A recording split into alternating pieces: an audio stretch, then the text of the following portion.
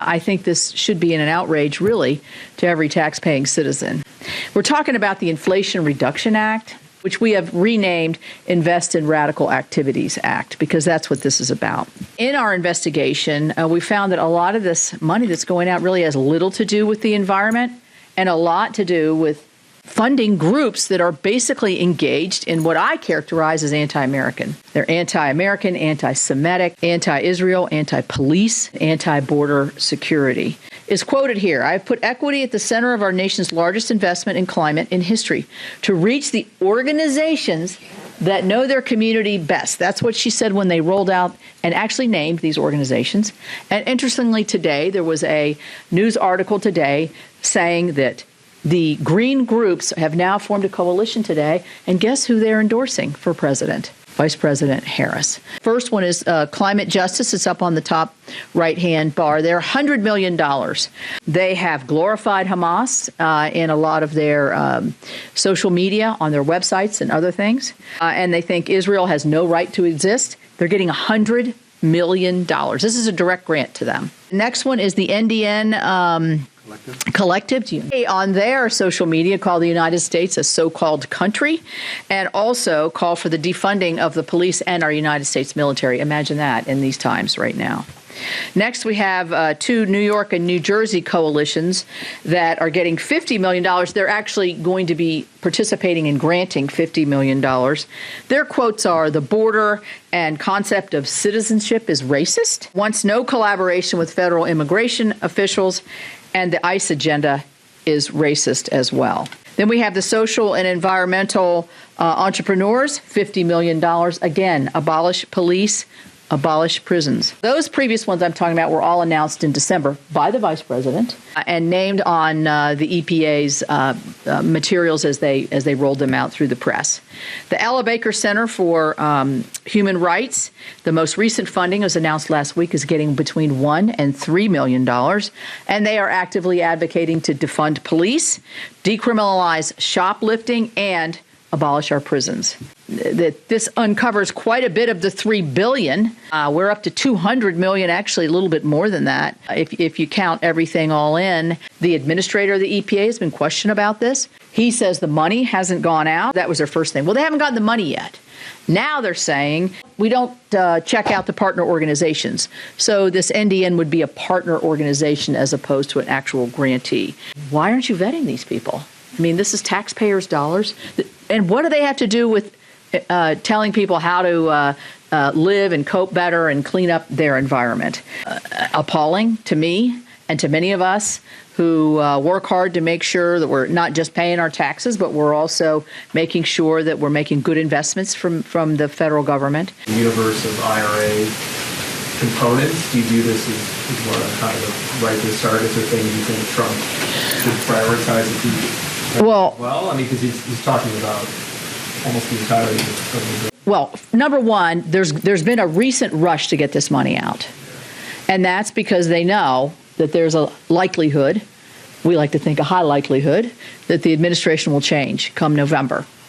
And so they're rushing to get the money out.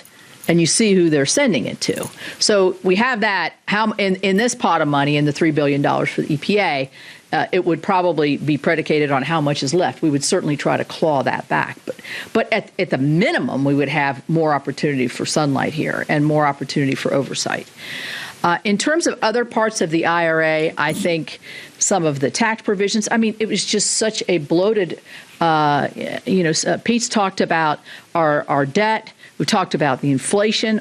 Everybody who knows anything attributes our inflationary rise over the last 2 years to this IRA and the bloated spending, and then cap that with the expansion of our debt. Yeah, I mean, when you look at partisan bills that are passed that include reckless spending, it's one of the things that's driving inflation. We've got to control that if we're going to get inflation under control.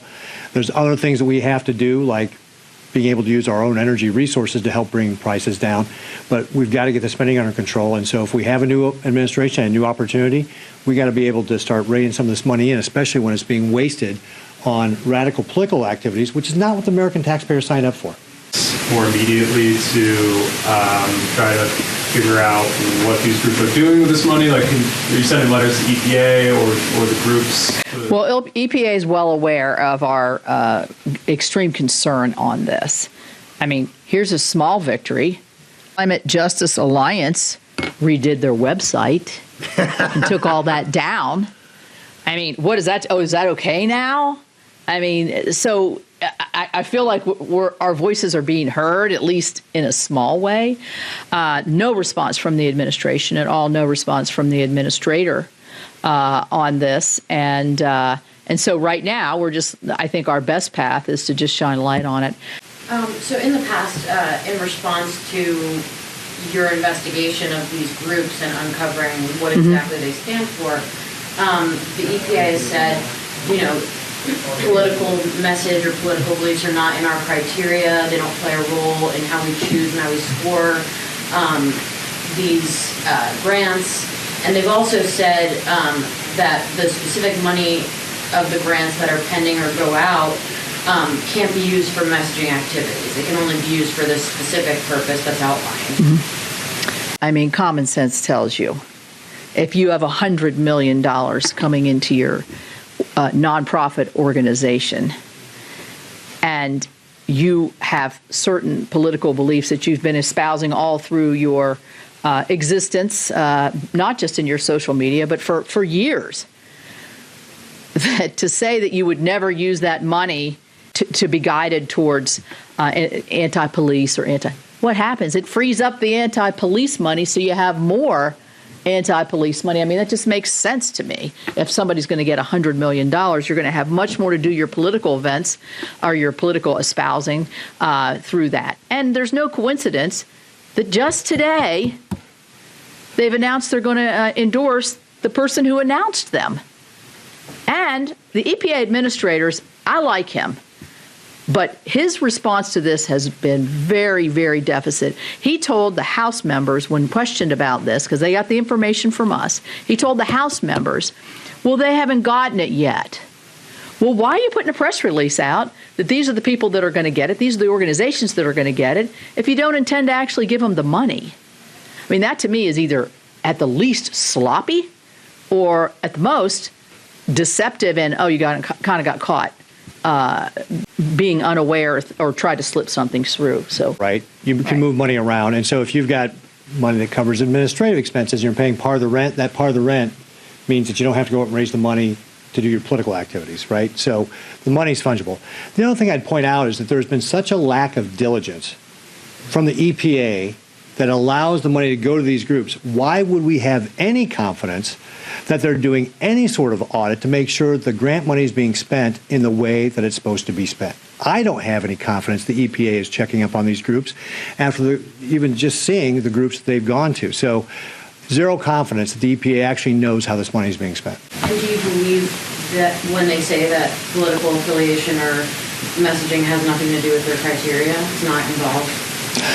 I would say I would question that back and say, why are we paying for any political activity? It should be a criteria. You should say you cannot have this if you are going to, lobby the federal government with the money that we're giving you, right? And again, unless you're actually auditing to find that out, we can't have any confidence in that. I mean, I'll go back to what I said earlier. If you have no political messaging and you're not supposed to be a political group, why are you endorsing somebody for president if you're not interested in the political environment?